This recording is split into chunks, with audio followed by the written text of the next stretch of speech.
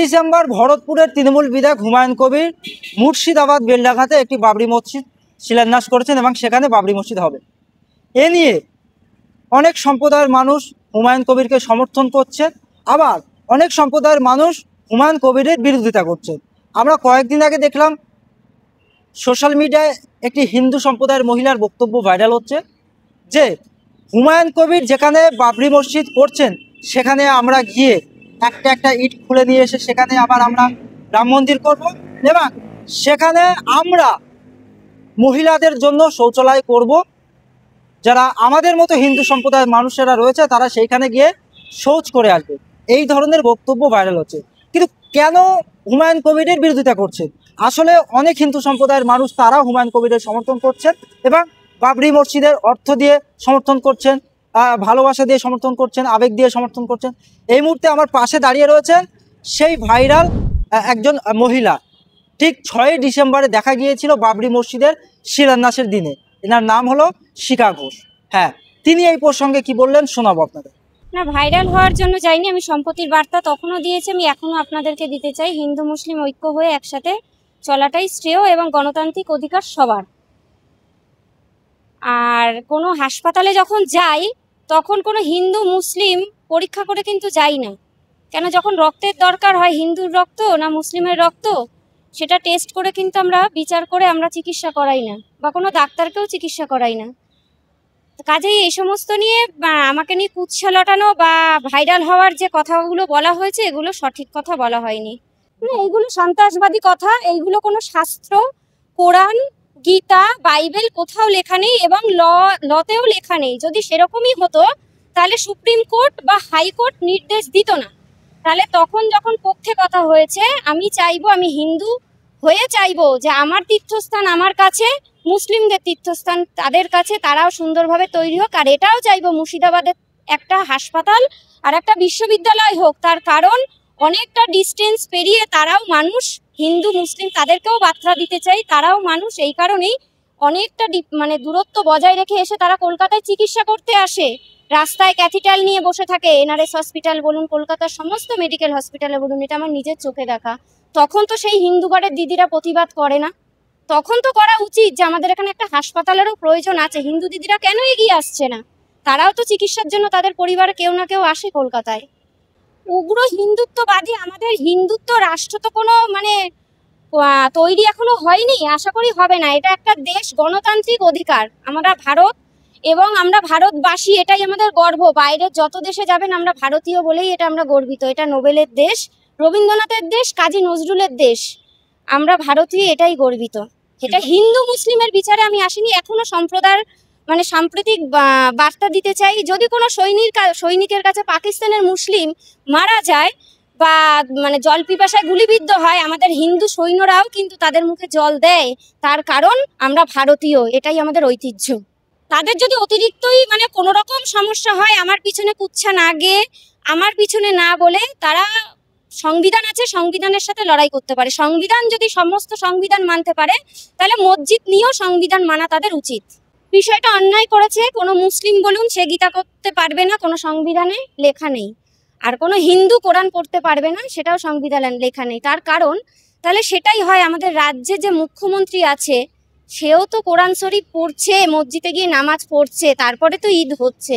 সেটা হিন্দু দিদিরা দেখতে পাচ্ছে না? তারা দেখতে পায় তো। তাহলে তখন মুখ্যমন্ত্রীকে কিছু বলতে পারে না কেন? তাহলে তো মুখ্যমন্ত্রীকে বলতে পারে কিছু। এটা সংবিধান, দেশের সংবিধান, হিন্দু মুসলিম কিছু নেই। এটা আমরা ভারতীয়। সেটা ওনার ব্যক্তিগত কথা, সেটা আমি বলতে পারি না। তবে সংবিধানে কোথাও কারোর বিরোধিতা যদি থাকতো তাহলে সংবিধান তাদের নির্দেশ দিত না। তাহলে সংবিধানের সাথে যুদ্ধ করাটাই শ্রেয়, হিন্দু মুসলিমের সাথে নয়। শুনুন, আমাদের দেশে কোনোদিন হিন্দু মুসলিমের দাঙ্গা হয়নি। যে দেশে হয়েছিল সেই দেশের হিন্দুরা যদি এসে এখন বলে আমার দেশে হয়েছে, আমি মুসলিম দেখতে পাচ্ছি না, মুসলিমদের সহ্য না, সেটা গণতান্ত্রিক অধিকারের বাইরে এবং কি বলবো, সংবিধানেরও নেই আমাদের কোথাও। এটা আমাদের সংবিধানে যদি কোথাও লেখা থাকে, ল আছে, তারা লড়াই করুক, আমার কোনো অসুবিধা নেই। মানুষের মনকে তো আমি বদলাতে পারবো না। যদি সম্প্রীতির বার্তা এখনো দেব, ইংরেজ যদি তাড়াতে পারে, তখন তো নেতাজি সুভাষ বলেনি যে আমি হিন্দুর রক্ত নিয়েই দেশ স্বাধীন করব, মুসলিমের রক্ত নেব না। তখন বলেছিল সবাইকে যে তোমরা আমাকে রক্ত দাও, আমরা তোমাকে স্বাধীনতা দেব। তাহলে তখন যখন হয়েছিল, এখন মানুষের নেতাজিরই তো দেশ। না, শুধু মুসলিমদের জন্য উনি মসজিদ বানায়নি, উনি বলেছে যখন মানে হসপিটাল হবে বা কোনো কি বলবো কলেজ হবে, মেডিকেল কলেজ বলুন, বিশ্ববিদ্যালয় বলুন, যাই তৈরি হোক না কেন, তাহলে তো উনি মুসলিমদের জন্য বলেনি। সাম্প্রতিক বার্তা উনি দিয়েছে, তাই ওনার পাশে আমি এখনো আছি, আগেও ছিলাম এখনো আছি। উনি সাম্প্রতিক বার্তা দিয়েছে, কেননা একটা হাসপাতাল আর বিশ্ববিদ্যালয় ওখানে একটা প্রয়োজন। সেটা যদি কোনো হিন্দু মহিলা করতে পারে করুক, অসুবিধা তো কিছু নেই। তার কারণ এটা গণতান্ত্রিক অধিকার, হাইকোর্ট নির্দেশ দিয়েছে এবং হুমায়ুন কবির সাহেবের পক্ষেই দিয়েছে, আর বাবরি মসজিদের পক্ষে দিয়েছে সুপ্রিম কোর্ট। তাহলে যদি কোনো দেশের মানুষ মনে করে এটা করবে, তার জন্য ল তো আছেই। হ্যাঁ আছে, ব্যক্তিগত প্রেশার আছে।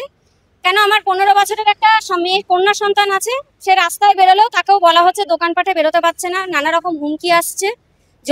জলের ব্যবস্থা নেই, জলের ব্যবস্থাও অসুবিধা করে দিয়েছে, কাজকর্মের ব্যবস্থাও অসুবিধা করে দিয়েছে। তাকে বলা হয় মুসলিম, তারাও দেশ বাঁচাও, কিন্তু তাদের এইটুকু বুদ্ধি নেই যে আমরা মোগল সাম্রাজ্য করেছিলাম যেমন। সব থেকে বড় কথা এটা বলতে চাইছি যে ইংরেজরা যদি চলে যেতে পারে, তাহলে সন্ত্রাস কেন যেতে পারবে না? মানুষকে এটা বোঝানোর বার্তা আমি এখনো দেবো, আগেও দিয়েছি। হ্যাঁ, তখনও দিয়েছিলাম, এটাই হয়তো আমার অপরাধ। আর যদি দিলীপ বাবু বলে থাকে একই কথা, তাহলে সে অপরাধ সমান অপরাধ সেও করেছে। যদি এই অপরাধে আমার অপরাধ হয়ে থাকে, সমস্ত দেশবাসীকে বলছি তারা সংবিধানের সাথে যুদ্ধ করুক, আইন আছে, আদালত আছে, তারা যাক আমার বিরুদ্ধে। আমি এটাই চাইবো, আর কিছু চাইবো না। না, উগ্র এটা আমি বলতে চাইছি। এবার এই কথার প্রশ্নের একটার উত্তর একটাই দেবো, আগ্রার তাজমহল কারা বানিয়েছিল?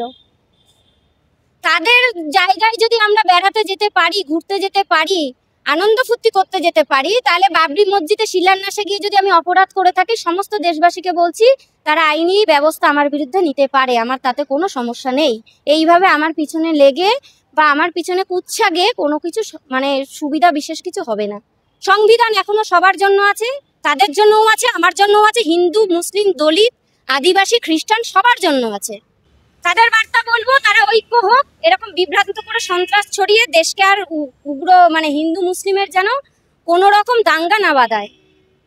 তারা ভাবুক, শিক্ষা আসুক, মানুষের ভিতরে শিক্ষার প্রয়োজন আছে। শিক্ষাই তো চুরি হয়ে গেছে, এখানে আর কি বলবো বলুন, আমার আর ভাষা নেই। তাদের বার্তা বলবো তারা ঐক্য হোক, এরকম বিভ্রান্ত করে সন্ত্রাস ছড়িয়ে দেশকে আর উগ্র মানে হিন্দু মুসলিমের যেন কোনো রকম দাঙ্গা না বাঁধায়। তারা ভাবুক, শিক্ষা আসুক, মানুষের ভিতরে শিক্ষার প্রয়োজন আছে। শিক্ষাই তো চুরি হয়ে গেছে, এখানে আর কি বলবো বলুন, আমার আর ভাষা নেই। তাদের বার্তা বলবো তারা ঐক্য হোক, এরকম বিভ্রান্ত করে সন্ত্রাস ছড়িয়ে দেশকে আর উগ্র মানে হিন্দু মুসলিমের যেন কোনো রকম দাঙ্গা না বাঁধায়। তারা ভাবুক, শিক্ষা আসুক, মানুষের ভিতরে শিক্ষার প্রয়োজন আছে। শিক্ষাই তো চুরি হয়ে গেছে, এখানে আর কি বলবো বলুন, আমার আর ভাষা নেই। আমার নাম শিখা ঘোষ।